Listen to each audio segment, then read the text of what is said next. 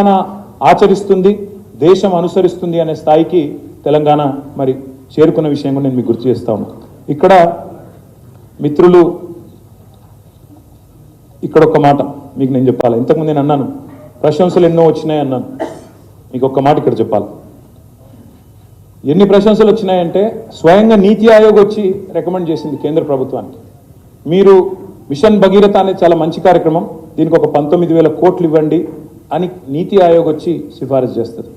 Machine Kakatiya చాలా మంచి కార్యక్రమం, దానికి ఒక 5,000 కోట్లు ఇవ్వండి, రెండింటికి కలిపి 24,000 కోట్లు ఇవ్వండి అని కేంద్ర ప్రభుత్వానికి స్వయంగా నీతి ఆయోగ్ సిఫారసు చేస్తుంది. 15 రాష్ట్రాల నుంచి అధ్యయన బృందాలు వచ్చినాయి తెలంగాణకి, వచ్చి మిషన్ కాకతీయను మిషన్ భగీరథను అధ్యయనం చేసి మా రాష్ట్రాల్లో కూడా అనుసరిస్తాం, మా రాష్ట్రంలో కూడా ఆచరిస్తామని చెప్పి ఇక్కడికి వచ్చి స్టడీ చేసిపోతారు.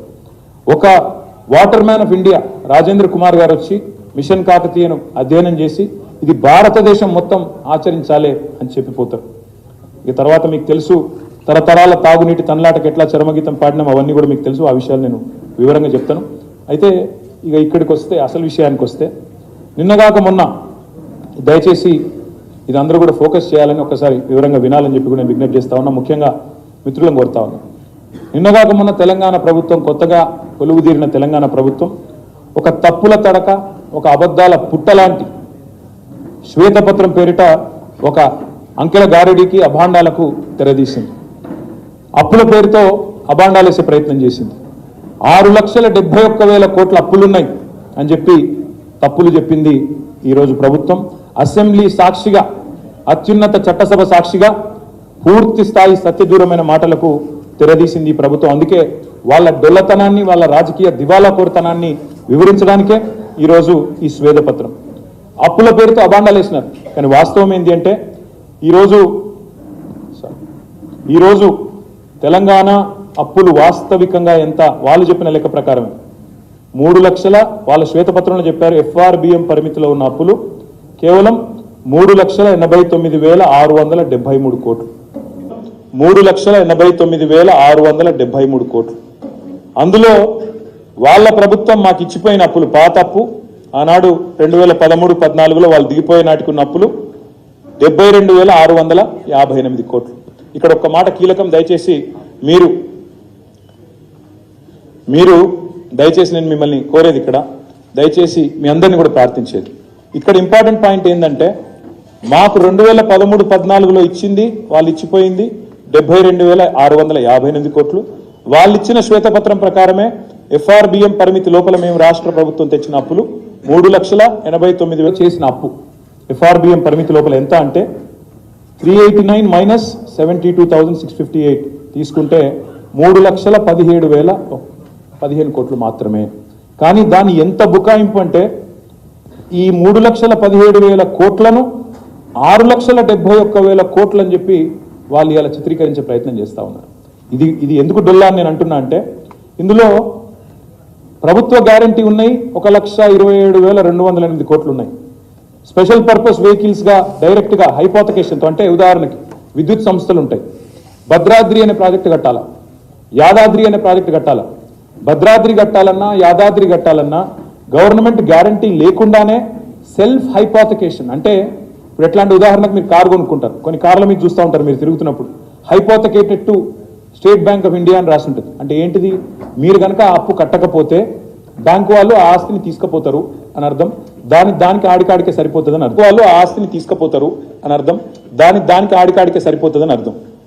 ప్రభుత్వ గ్యారంటీ ఉన్నవి 1,27,000 కోట్లు అయితే, ప్రభుత్వ హామీ లేని రుణాలు 59,000 కోట్లు అయితే, స్పెషల్ పర్పస్ వెహికల్స్ 1,18,557 కోట్లు అయితే, ఈ మూడింటిని కూడా కలిపి ఈ 389కి కలిపి మొత్తం 6,71,000 కోట్లుగా చూపెట్టే ప్రయత్నం, ఒక దివాలాకోరు ప్రయత్నం ఈ ప్రభుత్వం చేస్తా ఉంది. నేను రాష్ట్ర ప్రజలకు చెప్పేది ఏమంటే, మేము మొన్న డిసెంబర్ 3 నాడు దిగిపోయే నాటికి రాష్ట్రం మీద ఉన్న మేము తీసుకొచ్చిన నిధుల కూర్పు మొత్తం కలిపితే కేవలం 3,17,015 కోట్లు మాత్రమే.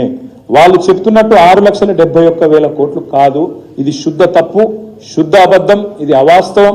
దయచేసి ప్రజలు గ్రహించాలని చెప్పి కూడా నేను కోరుతా ఉన్నా. ఇది ఎందుకు ఇంపార్టెంట్ అంటే, తమ సొంత పరపతితో కట్టుకునే అప్పు వివిధ సంస్థలు, అది విద్యుత్ సంస్థలు కావచ్చు, ఇంకో సంస్థ కావచ్చు 3,05,179 కోట్లు సొంత పరపతితో కట్టుకునేది. ఇక్కడ ఇంకొక మాట కూడా నేను చెప్పాలి మీకు. ఈ ప్రభుత్వం ఎంత దివాలాకోరు ప్రభుత్వం అని చెప్పడానికి నేను చెప్తా ఉన్నా. ఈ ప్రభుత్వం మొన్న సివిల్ సప్లైస్ కార్పొరేషన్లో 56,000 కోట్ల అప్పులున్నాయి చెప్పింది. 56,000 కోట్ల అప్పుల పాలైపోయింది సివిల్ సప్లైస్ కార్పొరేషన్ అని చెప్పినారు.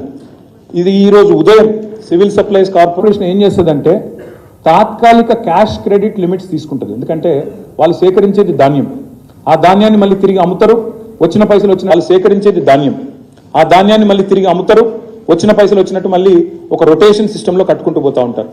ఇవాళ ఉదయం సివిల్ సప్లైస్ కార్పొరేషన్ వెబ్సైట్ చూపెడుతున్న ప్రకారం వాళ్లకు ఈ రోజు ఈ నిమిషానికి ఉన్న క్యాష్ క్రెడిట్ లిమిట్ శాంక్షన్ 24,600 కోట్లు మాత్రమే.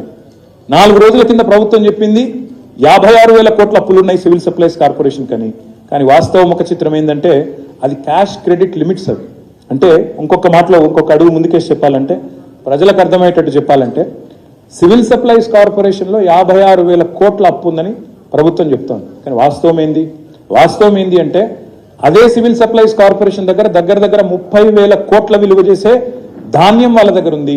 ఆ ధాన్యం అమ్మితే, ఆ స్టాక్ అమ్మితే 30,000 కోట్లు తిరిగి వెంటనే ప్రభుత్వానికి సివిల్ సప్లైస్ కార్పొరేషన్కి వస్తాయి. రెండవ మాట, ఆల్రెడీ అమ్మిన ధాన్యం ఫుడ్ కార్పొరేషన్ ఆఫ్ ఇండియా నుంచి రావాల్సిన పైసలు 16,000 కోట్లు ఉన్నాయి. ఆ రిసీవబుల్స్ని ఈ స్టాక్స్ని రెండింటిని చూపకుండా, రెండింటి గురించి మాట్లాడకుండా 56,000 కోట్ల అప్పు అని దాన్ని కూడా ఇలా లోడ్ చేసిండ్రు. ఈ 6,71,000 కోట్లు అనే దానిలో దాన్ని కూడా మోపి లేని అప్పును ఉన్న అప్పుగా చూపెట్టి తిమ్మిని బమ్మిని చేసే ప్రయత్నం, రిసీవబుల్స్ స్టాక్స్ ఉన్నా ఆస్తులున్నా వాటిని చూపెట్టకుండా దాచేసి మా మీద బట్టగాల్చి మీదేసే ప్రయత్నం ఏదైతే చేసినారో దానికి ఒక సివిల్ సప్లైస్ కార్పొరేషనే ఒక గొప్ప ఉదాహరణ. మీరు కూడా ఇప్పుడే పోవచ్చు, ఈరోజు ఆదివారం వెబ్సైట్ ఈరోజు ఇంకా కూడా ఆనే ఉంది. సివిల్ సప్లైస్ కార్పొరేషన్ వెబ్సైట్ పోతే మీరే చూస్తారు 24,600 కోట్ల క్యాష్ క్రెడిట్ లిమిట్ శాంక్షన్ అయి ఉన్నది.